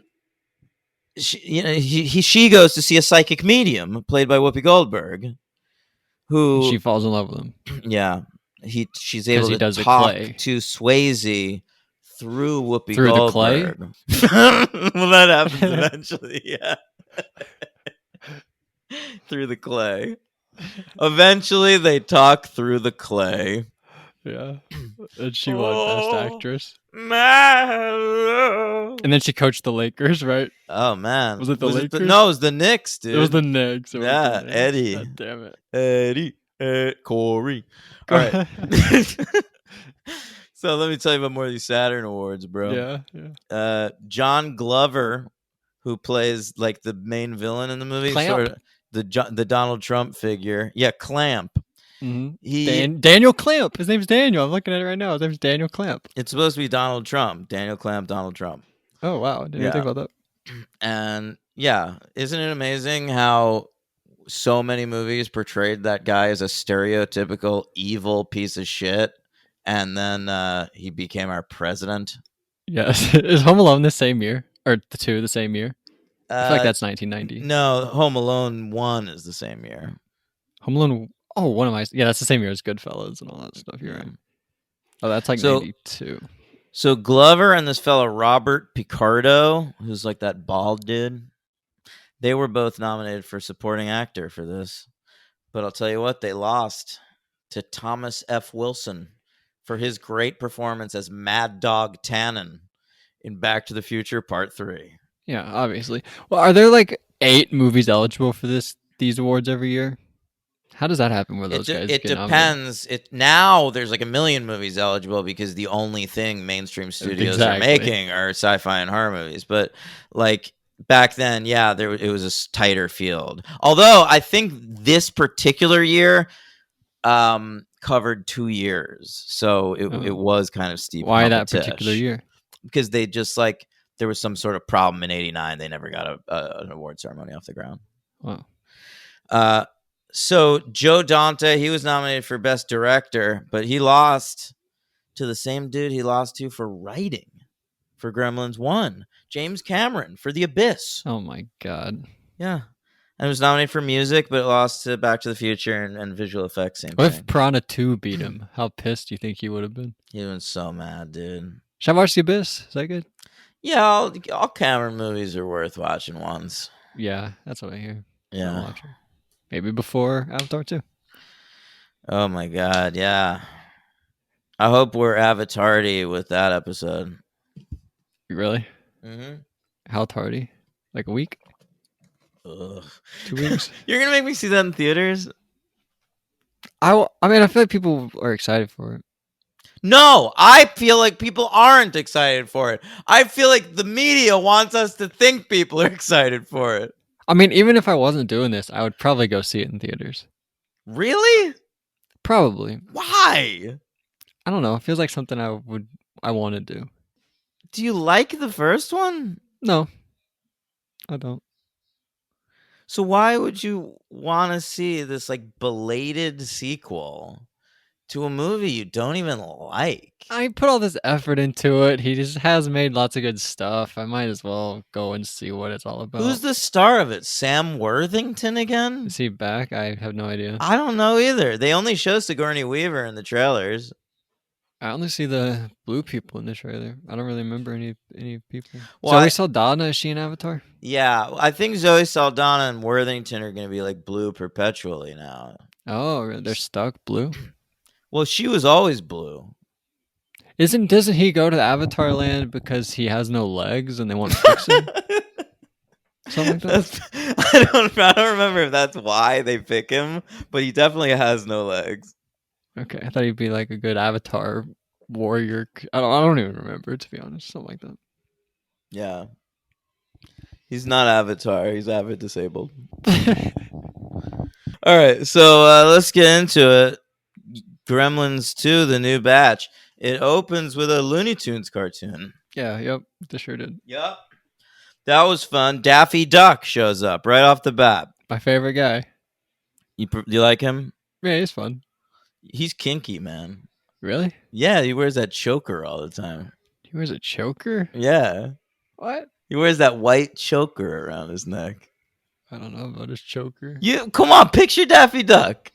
I want to Google Daffy Duck. Who's more kinky, him or the Tasmanian devil? Ooh. I mean, Taz, he's a wild man. Dude, why does he have a choker? Do you see He what I'm looks like talking a about? priest. What the You fuck see is what I'm going talking on? about? That's how Daffy Duck looks all the time. I've been Mandela affected, I think. Yeah. I This think isn't so. real. I don't think this is real is right now. real. He wears a fucking choker. What the fuck? And it doesn't even have anything on his little tummy? No, he just wears a choker. He's just a black duck with a white choker with the orange beak and feet. Yes, that's Daffy Duck. What the hell? Yeah, man, I just blew your mind. So that's a fun bit, right? The Looney Tunes thing. Whatever, yeah. All right. And then first thing you see after the Looney Tunes thing, boom, World Trade Center. Let's do it. Really? I didn't even notice that. Yeah, New York City. Let's establish that. Is Chinatown in New York? Well, there's Chinatowns a lot of different places, but probably the most Oh. famous one is in New York, I guess. Yeah, okay. I've had some bad times in Chinatown. Really? Yeah.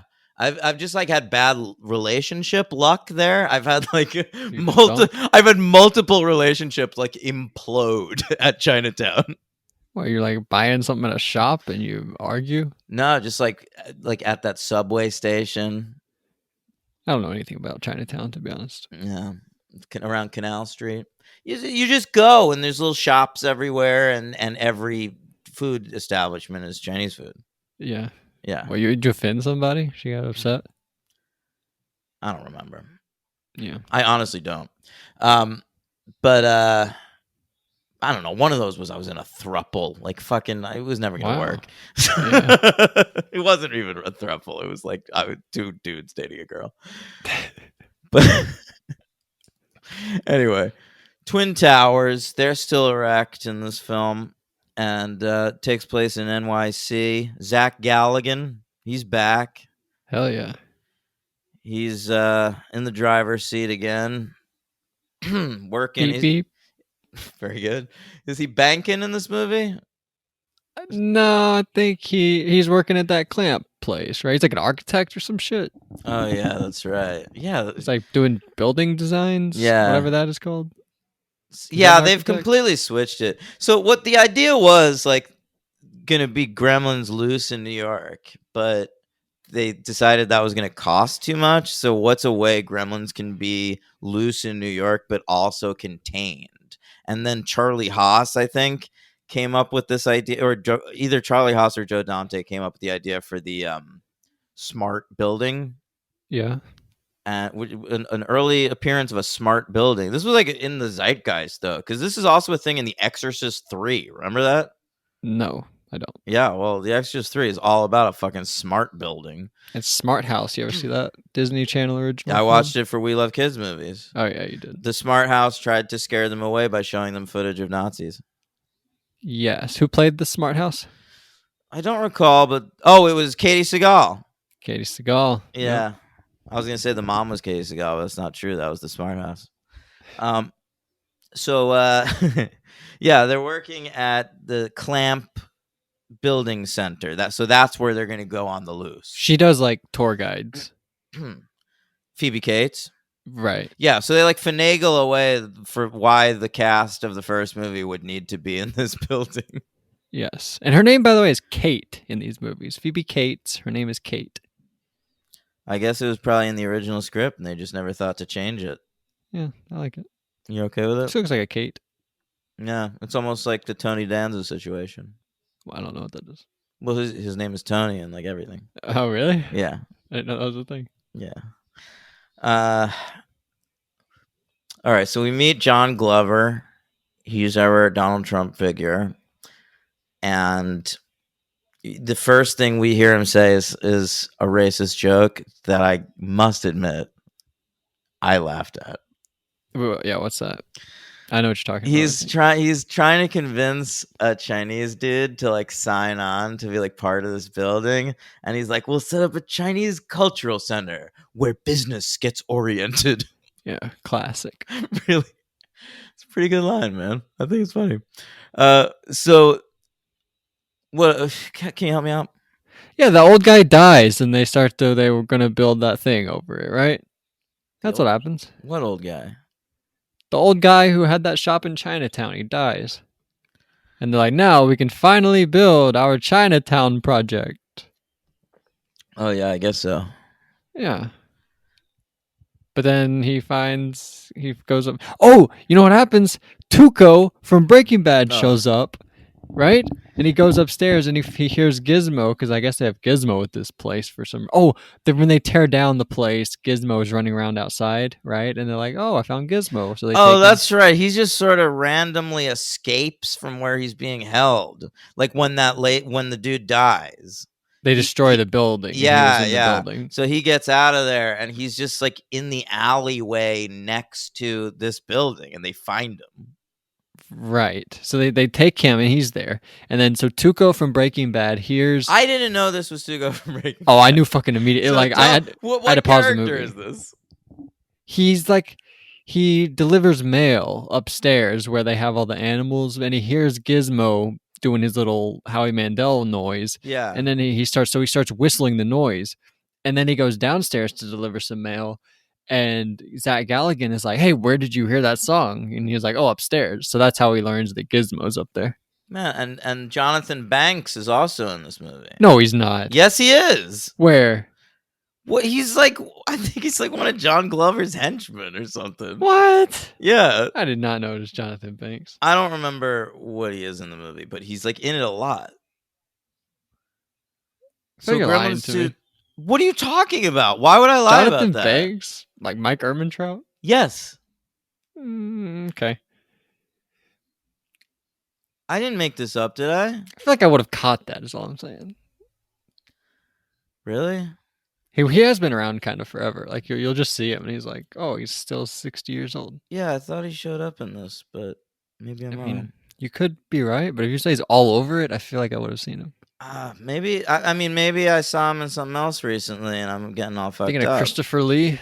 Hey, but how about this? In looking up that, did you notice that Dean Norris from Breaking Bad played SWAT team leader in this movie? No, Yeah, I didn't.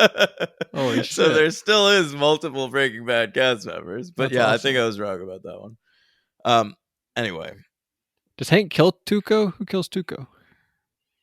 How does Tuco die? I don't even remember. I don't really remember, man. I want to say the 3 minutes. Wait. Oh yeah, Tuco. It's in season 2, right? It's early.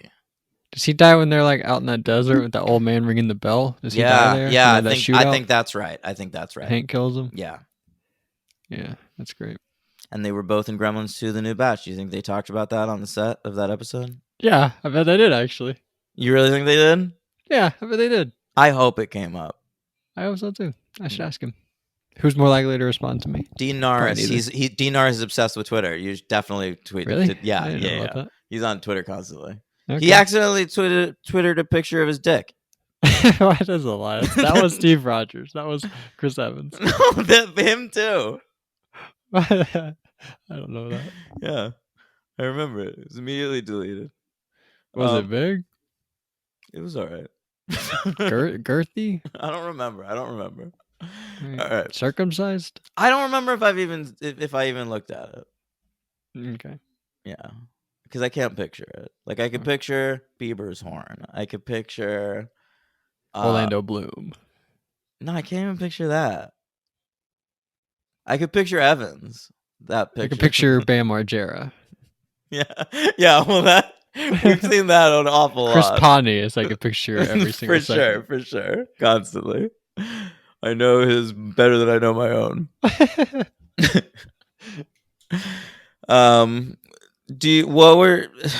What can you give me like the thrust of the movie? Like what's the plot?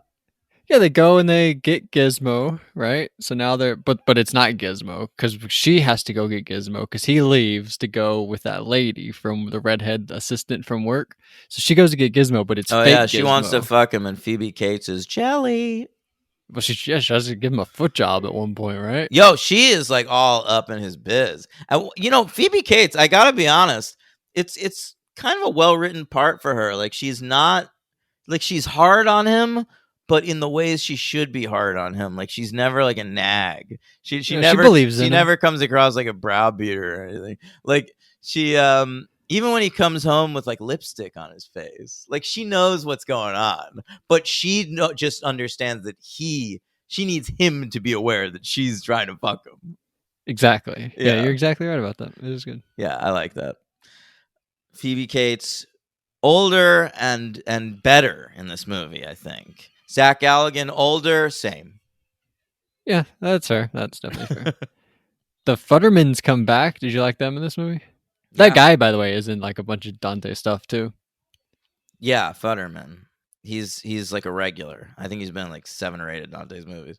Yeah, a ton of them. Yeah, so they're hanging around. It's a lot of the people from the original, so you should remember the original, but sort of in a heightened world. Even Glenn Turman shows up, like the black dude from the original. What? The one that dies? Yeah, but as a different character. But it's like a heightened world, and it's it's It's crazy. it's cartoon rules basically. Like it's Roger Rabbit rules we're working with in this movie. Leonard Maltin, you a fan of that guy? Bro, you have no idea. Yeah, I don't. Leonard Maltin, the first movie guide. You ever own those big books? No. I loved those books. There was that one, like the Golden Retriever Guide, and it was like 3 bones to this movie. Out of how many? Out of 4, and then it was like if a loser would be like a dog or something. Woof woof. So bad. Like there was so many books like that, but the first one I ever bought was Leonard Maltin's 1997 movie and video guide, and I went through it and I put a check mark next to every movie that I've seen, and then I proceeded to do that with the Leonard Maltin movie guide annually until about 2009. Wow. Yeah. And you watched all the ones you hadn't seen?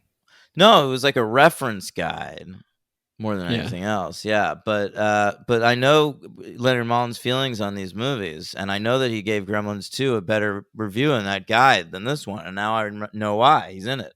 Better than the first one? Yeah. Oh, well, that's the joke in this one is he didn't like it. Then they forced him to give it a good review. Yeah, he was a little down on the original Gremlins, whereas most other critics were pretty high on it. Ebert loved it. I think Siskel did as well. Yeah, good. Yeah. Well, Maltin might have been sick like you. That might have been why he was so down on it. I think that might have been it. I was still pretty into it. Yeah, you didn't seem like it. I gave it a 4. Dude, I'm just like, I have no energy today. That doesn't mean I didn't love the movie. Yeah. Gremlins is awesome. Yeah, it's awesome. And this one I'm really high on. Yeah, apparently it was like your number 4 favorite. Yeah. I just think it's the purest distillation of what Dante's going for. Just the whole tone of it. You never know what to expect. Leonard Maltin. Hey, there's Hulk Hogan. There's there's a gargoyle gremlin. Yeah. There's one that talks. yeah, totally. Yeah, there's all kinds of weird shit going on in this movie. One grows peppers on its face at one point for no reason. I don't really understand that. That was crazy. Just for funsies. By the way, one says the SNL was it SNL the thing that says buy sell buy sell buy sell. The Gremlins do that at one point. They're Really? Like they're like in a like an accountant place. They're like buy sell buy sell. That's hilarious. Funny. I thought you'd catch that. No, I didn't. Very good. Do you like any of the cameos more than others? I mean, who was the cameo? You know who I was excited? Hogan? I was excited to see Gomez Adams. There's John- been so many, right? John Astin, the original Gomez Adams. Sean Astin, you said? Sean Astin's dad, actually. Is that real? Yes. Whoa. Sean Astin's a Nepo baby. I didn't know that. John Everybody is. Yeah. John Astin is the original Gomez Adams from the Addams family. Yeah. Can I just tell you something? Yeah. This is so crazy. I saw this. I noticed this the other day. O'Shea Jackson Jr. Yeah. He tweeted something, and I clicked on his profile, and his pinned tweet on his profile was like how it started, how it's going, and it's like how it started was like his first role in like a little movie, and then how it's going was like his name like starring O'Shea, and it's like your dad is Ice Cube, bro. Yeah, you know, what are you talking about? The first role he really got noticed for was playing his dad in Straight Outta Compton. Yeah, I thought that was like really like how blind are you Fucking to toned reality? up. These Nepo babies will do anything to convince themselves that they've him. had struggle. I don't have anything against that. Oh dude, my but- god, dude! I just watched that movie by Owen Klein. Really? Yeah. So Kevin, That's her son. yeah, Phoebe Cates from this. I was gonna movie. bring that up. Yeah, Holy shit. her son Owen Klein, Squid and the Whale kid. just made a movie for A24 called Funny Pages, and it is the biggest load of fucking horse shit I've ever seen in my Wow. life. Did you watch it because you just watched the Squid and the Whale? Yeah, kinda, and because of this. Yeah. Well, I actually didn't know he did that until you just said that. Yeah, he wrote and directed that movie, and I mean, this kid, it is just, the movie just rings false beginning to end because it's about characters that are struggling, and it's written and directed by a person who has never experienced a single fucking hardship in his entire life, a single second of adversity. I mean, you are right, but his parents aren't crazy famous. Dude, Like it isn't. you don't Ethan think Hawke having levels. Kevin Kline, No, multiple you're right. Oscar nominee Kevin Kline as your dad, opens doors for you in Hollywood? Of course it does, but it's not like having Larry David as your dad. This or something. motherfucker got a role as a kid in a Noah Baumbach movie, dipped from Hollywood for 15 years, and then got an A24 film made. Yeah, that never Fuck happens. you. No, you're right. You are right. You are right. If you like that movie, you're dumb. I would No, never say it. you're not dumb. You're just wrong. So the line of the movie to me, which was my letterbox quote, is someone goes, "When art and business join forces, anything can happen." And it's like a joke in the movie. It's like a cynical line, but like that is what is happening in this movie. That's what it is. It's Joe Dante making the best of a bad situation. Like the commerce of it is like, I guess I have to make Gremlins too. But then the art of it is like, well, let me make it the fucking craziest Gremlins 2 I can possibly make it. And like, I mean, he did it to the detriment of his own career. Ultimately, this is where his career starts losing steam. This comes out, and then Matinee didn't do well. And then he did a TV movie, and then he did fucking Small Soldiers. Like, his career died after this. You don't think if he wanted to do something, they would let him though? What are you talking about? He had Looney Tunes back in action in 2003 or That something. tanked. But I love it. I understand that you love it, but it didn't make money. And Yeah. do you understand yet that I know. that is I literally the know. only thing that matters on this entire planet? They should care about what we like. They don't give a fuck what we like. I know. It's so sad. Yeah. I Anyway. feel like he could get something made if he was like, I want to make something. Joe Don, I don't think so. You know? I mean, what was the last thing he did? He did a thing called The Hole. I tried to watch it. You can't even find it. Yeah, I don't know what that is. I don't know that people are rushing to have Joe Dante make their movies in 2022. I used to get him and Joe Johnston confused. Well, one's good. What? Who? Dante? Yeah. You don't like Joe Johnston? You love The Rocketeer? Yeah, I do love The Rocketeer. That's his best. No, he did Jurassic Park 3. He's not terrible. I mean, what does he mean? Mighty Joe Young, Captain America. the Page Master. Yeah. Yeah. No Matinee, am I right? No way. He's never. I should made say No the movies. Howling. That's like the coolest one he did. That movie's awesome. Yeah, it's a baller movie. Yeah. Anyway, where were we? The one flies out the wall and does a bat signal. That's cool. Yeah, a lot of references to like pop culture of the day. Lego Gremlin. Got that? Yeah. Yeah. What else you Whenever Gizmo's training to be like Rambo and he's doing all like the lifting weights and he makes like a bow and arrow and he puts like the headband on him. I like all that stuff. That's got? cute. Yeah, that's all great. Yeah. When they trap the one in the phone, They track one. electricity gremlin. Oh yeah, that was fucking awesome.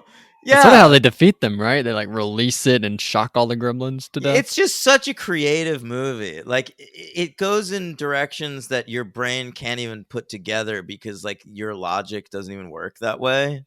Like the movie operates completely on cartoon logic, and it's hard to catch up with, but like it always works. Yeah, I like the one that was talking. Did you like him? He was like Beast from X-Men. Yeah, I liked him too. He should be a fixture. If there were more Gremlins movies, I would have wanted him to keep going. Yeah, I like the part where he's like, I really just want everybody to treat us like they treat everybody else. I want us to live civilized. He pulls out a gun and shoots one of the other gremlins that's there. It's so funny. Classic. What else happened? Oh my god, what else happens? Really? That's what we're doing? Something great happened. Don't Whenever tell me. they're talking about something and they say like, yeah, something about Abraham Lincoln and Phoebe Cates is like, don't say that. Something terrible happened to me on Abraham Lincoln's birthday when I was 7 years old. Just starts going into this whole story. Yeah, But we they don't have take the time for piss that. out of that scene. That is So good. funny. So funny. This is like a movie I've definitely seen before, but a lot of stuff happened that I just had no memory of. I never saw it as an adult. To me, I always liked this movie, but I always thought like Gremlins was the Gremlins movie, and then this was like just like a fun addendum to Gremlins. And now I look at it, I think like it's That's the one to watch. That's the one. Yeah, I mean, it's Gremlins is necessary for this movie to work, but I think like this is the kind of sequel I like, where you just like take the world of the first movie and just go fucking crazy with it. Yeah, exactly. Like, did you like the musical number at the end? Yeah, absolutely, I did. What do they The sing? New New York York, New song? York. Yeah, and New York, you New know York. I hate that fucking song, so it takes a lot to get me to enjoy that in a movie. But put some Gremlins in it, you fucking love it. Yeah, that's all it takes. We didn't mention the one with the lady gremlin with the wedding dress at the very end, who makes out with that guy who wants to Yeah. marry him. I think that nerds are horny for that. Like, there's hentai of that. Yeah, Rule 34. Yeah, what it is? rule 34. Yeah, that's what I mean. Yeah, I'm sure there is. Not for me. Not for me. Not for you. No. I don't think for me either. No? We found the one thing you're not into? What, Lady Gremlins? Yeah, that doesn't turn me on. You like the men gremlins. Yeah, those fuckers do it for me. When they're Especially when on they that open up those antenna, shaking that antenna. trench coats. Oh, yeah. What do you give it? 4? Yeah, man. I'm sorry. I don't know too much more, but I give it a 4. All right. I will give it a... That's a good question. I'll give it a 3. I'll give it a 4. I'll give it a 3. I'll give it a 4. I'll land on 4. It's maybe one of Hulk Hogan's best roles. You think so? Yeah. Thinking That is about crazy. it, like, it's maybe the best movie that Hulk Hogan is in. Not Beverly Hills, whatever. What? I don't know. I'm just making stuff up. Beverly Hills. Isn't he like a surf ninja or something? I don't know. The Suburban Commando? I don't know. Mr. Nanny? Oh, Suburban. Oh, wait. Yeah, I think that's what I'm thinking of. Yeah. Surf Ninjas is a different movie. He's not in that. I'm thinking of Three Ninjas, High Noon at Mega Mountain. Hell yeah. Remember when we covered that? No, I don't. That was fun. That movie. All right. My MVP is the Gremlins again. Yeah, the Gremlins. What? Really? Again? Yeah, I love the Gremlins. They're so great. You really do. You fucking love the Gremlins. Am I just gonna give it to Phoebe Cates again? Let me see. They're nothing. These movies are nothing without the Gremlins. How do you not No, go with the I'm Gremlins? going Glover. John Glover. I loved him. He was the clamp. Yeah, I'm a big fan of that actor. He played, of course, Lex Luthor's dad in Smallville Wow. and Superhero Count. Yeah. And he's a weird actor. He's got a weird energy. I like when he shows up in things. Yeah, he's so good. he's my MVP. He's in Batman and Robin. You know that when he plays like that scientist that Poison Ivy kills when she becomes Poison Ivy. Okay. Who's Sure. like working in the lab. Yeah. And- I was working in the lab late Oh, one very night good. when Poison Ivy came onto me, and then I died. Good work. Same year as Gremlins 2, by the way. He was in RoboCop 2. Oh, what a year! Yeah, what a year for him. Banner Right, his year. peak. Yeah, Could be his peak. yeah. All right. No, probably his peak was Smallville, man. Smallville. Yeah. He got to be blind on that show for a while. All right. Anyway, who's your LVP? Give me an LVP. The guy. I'm going Mandel this time All right, I'll go Mandel too. because I don't have I wanted to give Galligan one and Mandel the other, and Galligan annoyed me more in the first one, so I'll go Mandel this one. All right, Mandel. Great. All right. Listen, there's gonna be more Gremlins. Oh yeah, I did see that on IMDb. The Gremlins have not resurfaced since 1990, but there are upcoming Gremlins in the works. Okay, for a while there, they were trying to do a sequel, and now it seems to have gotten off the ground. And now it seems like there's 2 Gremlins projects working concurrently. Wow. So Gremlins for Warner Brothers, HBO Max. I think they're going to change their name soon. They're doing an animated series, a 10-episode animated series that is a prequel, and it's about the kid from the first movie, the Chinese kid. And that's good for the current world, the diversity. And so that's coming next year. It was supposed to come out this year, and it's been delayed to 2023, but it's supposedly 10 episodes. And then there's also Gremlins 3 coming down the pike, Yeah. which Joe Dante is attached to direct. Apparently, that's what he can get made. Yeah, I think so. Yeah, back in the director's chair. Holy cow. Yeah. And we don't know who wrote it, but probably him and someone else. And Zach Galligan, he's coming back. Yeah. He's Wow, back, they got baby. him. They Holy got him. They shit. got. Can you believe they got Galligan? I can't believe it. What about Phoebe? We don't know about Phoebe yet because she's sort of retired from acting, Yeah. But yeah, maybe she'd come back for this. What about the Futtermans? Where are they gonna be? Are they dead? Yeah. Both of them. Billy's dad is dead, and Dad Futterman is dead. Do you know that dad was like a singer? Yeah, I did know that. Yeah, like a sang country sang a bunch singer of or something. songs. Yeah. Yeah. All right, so that's no, Chris. Oh, that's bad news. Chris Columbus. Really? He's writing the third one. I like it. I'm fine with it. All right. Well, I guess he wrote the first one. He gets first crack. It So- will definitely be more like the first than the second. Yeah, it's going to be produced actually through 1492 Productions.